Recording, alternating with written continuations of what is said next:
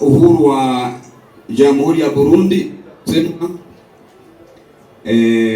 shujaa anayeitwa Rwagasore Rui.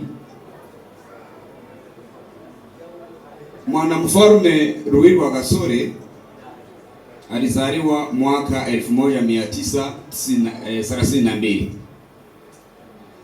na alifariki 1961, yani alikuwa na miaka 29.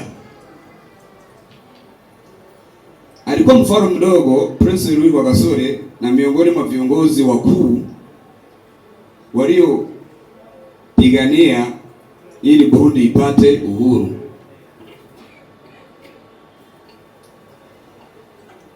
Rwagasore ni mwanzilishi na kiongozi wa chama cha UPRONA, na hicho ndio chama kilichokomboa Burundi. Chama chake cha UPRONA kilishinda uchaguzi wa mwaka 1961 kwa asilimia kubwa sana.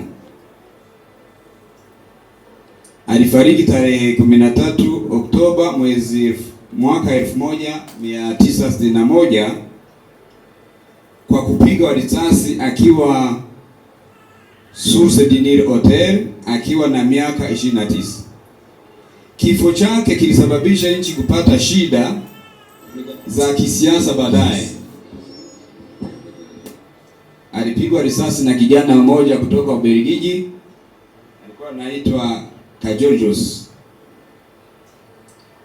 Prince Rui Rwagasore anachukuliwa kama shujaa wa taifa la Burundi, na picha yake ipo kwenye noti ya faranga ya 10,000 ya Burundi. Wenye walishaona, nasema kwa Watanzania, wenye walishaona noti ya 10,000, hii picha ndiyo ya shujaa Rwagasore Rui. Baba yake alikuwa mfalme wa Burundi, alikuwa anaitwa Musa wa 4 Bangiricenge. Mama yake Malkia Teresa Kanyonga, mke wa kwanza wa mfalme Mwambusa. Lakini baada ya kifo cha shujaa huyo na familia yake nayo waliua watoto na mke wake na watoto.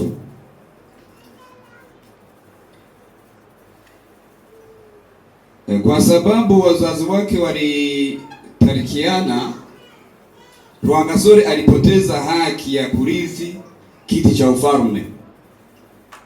Ndugu yake wa kambo ndiye aliyekuwa mfalme baadaye. Hapo ndipo aliamua kujitolea kwa siasa na taifa badala ya huko. Rwagasore alisoma shule nzuri sana kama mwanamfalme. Shule za msingi alisomea Bukeye Kinyinya, ni mkoa wa Gitega nchini Burundi. Sekondari alisomea Groupe Astrida, ni wilaya ya Butare nchi ya Rwanda, na alisoma hapo mwaka 1945 hadi 1950. Hii shule ya Astrida ilikuwa shule kubwa sana kipindi hicho cha ukoloni wa Afrika Mashariki. Wakati huo alisoma chuo kikuu Antwerp, Ubelgiji mwaka 1956, lakini chuo kikuu haukaa sana kwa juu, hakuwa muda mrefu. Alirudi Burundi baada ya miezi michache ili aweze kuanzisha vyama vya ushirika vya Afrika mwaka 1960 wakati wa kupigania uhuru kwa nchi za Afrika.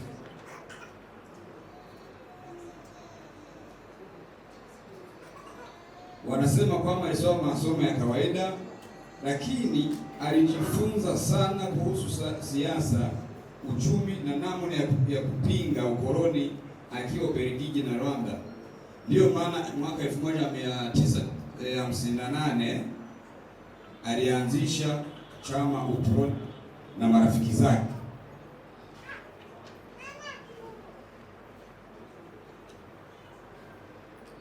Kwa ufupi, Rwagasore alikuwa mwanafunzi, mwanasiasa na mshirika. Elimu yake ya Ubelgiji na Rwanda ndiyo ilimfanya aelewe vizuri jinsi ya kupambana na ukoloni kwa njia ya kidiplomasia. Yaani Rwagasore Louis ni mwanaharakati mkuu uhuru wa Burundi. Chama UPRONA na TANU upande wa Tanzania TANU, vyote viwili vilikuwa vyama vikuu vya kupigania uhuru Afrika Mashariki miaka ya 1950 hadi mwaka 1960. TANU ilifaulu kuweka Tanzania pamoja kwa miaka mingi. UPRONA ilipoteza kiongozi wake wa kuunganisha mapema sana, ndio maana Burundi baadaye ilipata migogoro ya kikabila.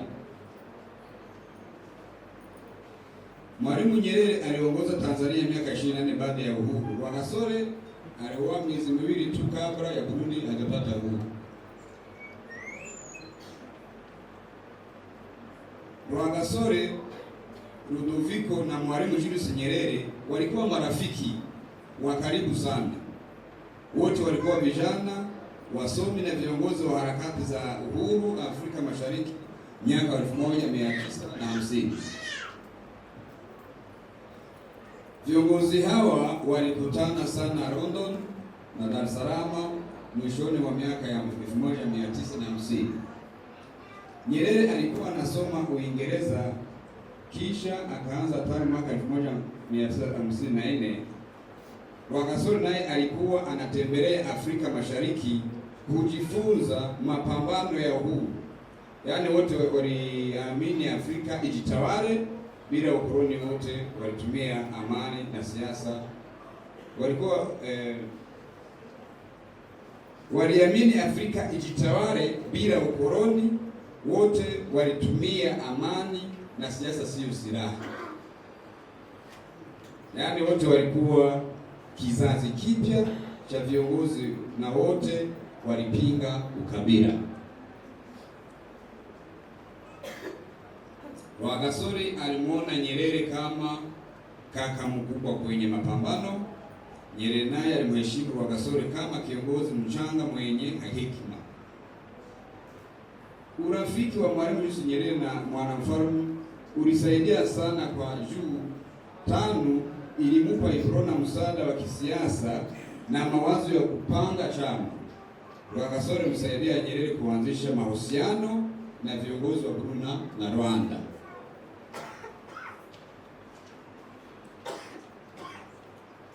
Wazee wanasema eti Mwalimu Julius Nyerere alisikitika sana wakati Rwagasore alipofariki 1961 na kulia sana, na akatamka kifo cha Rwagasore ni pigo kubwa kwa Afrika. Alikuwa anamuita ndugu yake na shujaa wa Afrika.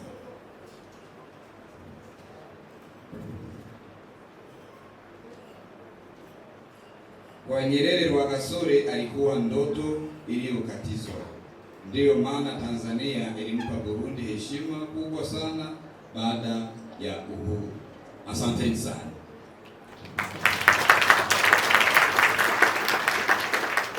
Hapa mnatambua kwamba